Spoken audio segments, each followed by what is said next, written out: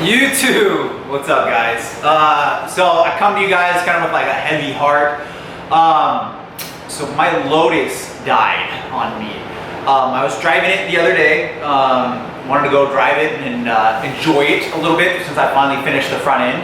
A little backstory, I have a 2006 Lotus Elise with a 2ZZ 6-speed manual, and then a company called Force Fed installed a turbo kit, professionally done, 275, which is 275 horsepower, very quick car, and drove fine when I originally bought it. The other story about the car is it sat for 10 years and I got it in a barn find.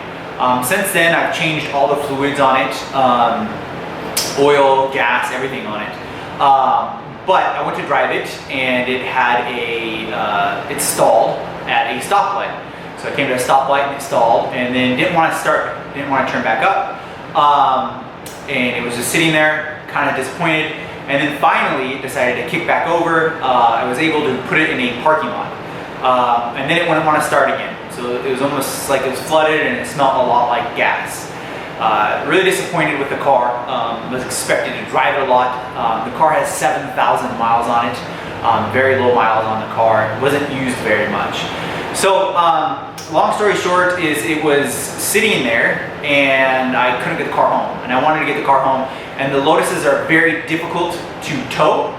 Very, very difficult to tow. There's a tow hook on the front of it, which mine doesn't have. Because my EXIGE clamp on it, I didn't put one in there. The mesh is covered, so I don't have that. And then the rear one has a tow hook spot for it as well, but I have to mount it and remove some of the under panels to do that, and I didn't want to do that, so I don't want to have the car towed. So after this happened, I thought, you know, I bet the spark plugs just went bad. It seemed like a bad spark plug. So I went home and got my tools and came back to the Lotus, and yeah, I kind of have the notes of everything that happened here, and yeah, so I went back and got my tools and removed the spark plugs, and the spark plugs smelled like fuel and they looked damp like fuel was on them. So I went ahead and removed the spark plugs, and then went to the store and bought some NGK BR7E, I think is what they are, and they are yeah, so I went and got new plugs, installed these NGK plugs, new, and the car started up and drove a little bit and then died again. But the new plugs did fix it. It did help. It did let the car start up, and it started up pretty quick, probably like with 2 or 3 crankovers, which on the Lotus always seems to be like 3 or 4 crankovers. It's not always, it doesn't catch on the first or second, it's like the third. So the new plugs helped, but then it died. And I just wanted to get it home to where I live, to my garage. It's over here. And so I was able to get it home, which I was thankful that I was able to do that, but it really stuttered, and then when I got in the driveway it died and didn't want to start again. So I was thinking maybe it was something to do with coil packs. So I have a whole set of coil packs for the 2ZZ, for my MR2, for my CELICA, and then I have a couple other coil packs lying around. So I swapped all 4 of the coil packs with the new plugs and started it, and the car started, and then it died again. So didn't really help at all. It wasn't, and I actually swapped the coil packs onto my CELICA, my GTS, and the CELICA still ran like a champ. So it was not coil packs. I thought maybe the coil pack went bad. But I did want to say we had a heavy rain, so I think this is, I'm still thinking this might be the issue, that rainwater got somewhere. Yeah, so I swapped the coil packs, and then I took off, which I did not want to ever do that to this car, but I took off the charge piping for the Lotus already. I didn't film any of this, and cleaned the throttle body, because I thought it was maybe that didn't help it. Put it all back together, that didn't help it. Then the Lotus has no MAF on mine, or MAP. It doesn't have a MAF or MAP, so I think it's purely ran off of a unit chip. I do not understand how Force Fed put the car together, and that's one of my parts for me that I don't know how the car was put together. So, you know, with my MR2, I put it together, with my CELICAs or EVOs, I put it together. So when I buy a car that's not I put together and a company did it, it's a little bit more difficult for me to work on to see what they've done. And so with that being said, I can't clean a mass airflow sensor. That's what I really wanted to do. I was like, oh, this will definitely fix it. A mass airflow sensor or a MAP will clean it. Either one of those clean it. It doesn't have one. So it was an air intake temperature, so maybe that was off. I cleaned it and ordered another one. I haven't received the new air intake sensor. It's a little small one, and believe it or not, the one that they use on this force fed kit, the part number is a Bosch, and it's from a Volkswagen, like Passat or something, or Volkswagen Jetta. I'm not sure what it's from. Pretty interesting. So if it's none of those things, I thought maybe the injector is stuck open and has flooded the cylinder. So I have RC 550 injectors on the car. That's the force fed company used. They're nice little RC. They clip in, but they had to use a special wire to clip them in. So I'm assuming that they spliced it at one point. I took all of them off and brought them to a injector cleaner company and dropped them off, and they were able to do it the same day. $90 to get the injectors clean, same day, and they called back and said it held pressure, no leaks, and it shot, they're heavy flowing injectors, really good, and it held straight across the board at 600 cc's, so even though they claim 550, all of them came across at 600 when he put it underneath the full go, and the spray was perfect.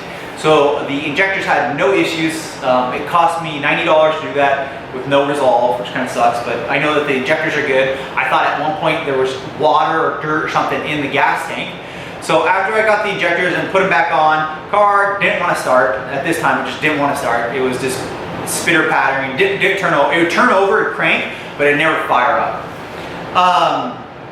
So I thought, you know what, there was a heavy rain. Somehow, I bet since Lotus is put together by chewing gum and bubble gum and sticks, that water somehow found its way into the gas tank. So I was thinking, and the gas in the car with water was causing it to not have a good combustion ratio. Maybe like 10% of it was water to 90% of it was gas. So I decided to unhook the fuel rail and turn the key on and turn the key off on the Lotus over and over until I had a like 80% full tank. I drained the whole tank out of it. Every bit of gas I pulled out of it. So got all the gas out of it.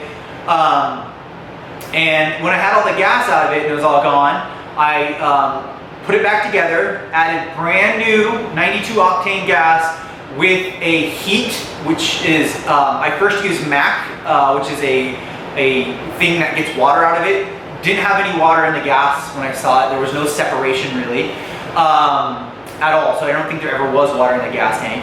And then I put this heat and high octane booster both into the fuel tank. Started the car. It didn't want to start, but then it finally started. That was actually today. So after I used drained all the gas, used both the MAC MAC isopropyl alcohol water remover. I used that one on the first tank. Removed the whole tank. Used heat again, so I used another one to get water out of it. Used the octane booster, reassembled it, and fired the car up. And it didn't want to fire up, but it finally kicked over. And then it ran pretty rough, real sputtering. And then it ran for like 15 minutes, and then 20 minutes, and then 30 minutes. And then it started smooth and idle, and it sounded like it's a perfect 7,000 mile engine from Tuesday Toyota motor. Good, and then it died again. When it came to idle, I let it off the gas, and it'll sit around like 2,000 or 3,000 RPMs, purring, happy. It would spool. It was good, and then when it got down to low RPMs again, it died. It killed out, and I didn't know why. So the last thing I read online is there's an inertia switch, which is, if you own a Lotus, I hope this helps you. There's an inertia switch. What it is when you have a Lotus and you, like, car flips over, or you get an impact, a heavy impact, the inertia switch will release itself, and what it does is it doesn't allow fuel to go into the engine. And you'll know this because it's behind the water, or right behind the windshield wiper sprayer in the engine bay. And it's about this big, it's black, it's rubber, and has one button on top of it, and you press it and it'll depress, and if it's not depressed, that means it's triggered. So I depressed it, so it means it was triggered. And I actually read a lot of things online that two things, weird things from the Lotus can have an issue. If that inertia switch is pushed, it won't allow the car to start back up because it doesn't want to shoot gas while it was in an accident and cause a fire, which makes sense to me. So I pushed it, which is good. And then I also, one of the things I heard is this, my car has a traction control on and off, and I heard that if you have the traction control on, it'll make the car run bad. And so I turned it off, and I can't tell the difference with it on or off. I had the car running on and off, and I couldn't tell the difference. But it was either one of those. So the inertia switch did help. I mean, it fires up now. But if I were to go out to the car right now and start it and try to drive it around, I'm conscious because it doesn't want to start right away. It doesn't. It'll kick over 15 times, 10 or 15 times. Then it'll start, and sometimes it starts really good, and sometimes it starts with a sputter. But the other thing is that there is white smoke, like white smoke coming from the exhaust, and it's like there's water in the exhaust, or that the engine might have had need a new head gasket. And I don't know why that would be, because I drove the car a lot. And when the car died on me, that day that I drove it a few days ago, a week ago, when it actually died on me, and this is why I haven't been posting too much YouTube content, is because I've been really upset about this car, because I spent a year making this car look good, this Lotus, and then it just doesn't want to run on me. Like, finally get to enjoy the car, and it doesn't want to run on me. So I'm pretty disappointed with the car. It actually makes me want to do different cars than the Lotus. Like, it makes me not want to own that Lotus anymore. I'm pretty upset about it. And it makes me want like the Camry or something like that. And so I was really upset about it because I just worked really hard on that car, and I wanted to enjoy it finally and film a lot of good content with it, and I had so many ideas with it, and the car won't run. And it's supposed to be a good car. Like, I mean, it's professionally installed. This isn't someone installing it, it was a professional company installing it. So there was white exhaust coming out of the car, and it would fade away, but it was moisture, definitely moisture, like water. So I think there's water somewhere, maybe in one of the head gaskets, maybe it was, maybe it wasn't. But at this point, I'm just really frustrated. So the car does run, it does drive, but I'm just disappointed with all the hard work that I put in it. And I don't, the car died on me. That's what the video is the car died on me. And it kind of like broke my heart, to be honest, like, because I worked really hard on this car, and that was like one of the things I was like, this thing has a Choose Easy in it, it's by Toyota, I know it's been a little done by Lotus, and I know ForceFed is on it, and I know ForceFed was a good company while they're around. This car should work.